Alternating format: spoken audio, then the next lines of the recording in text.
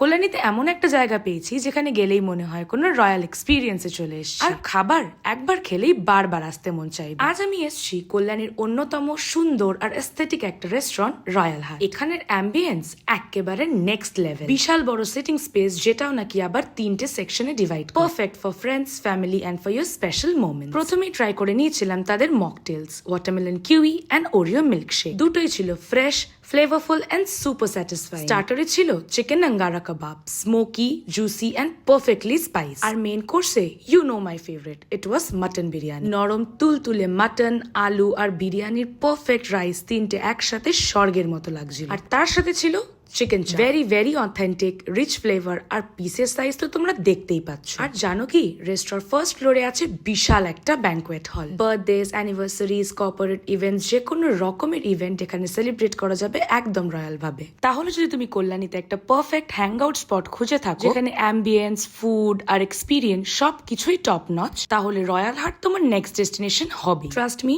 একবার এলে বারবার আসতে মন চাইবেই।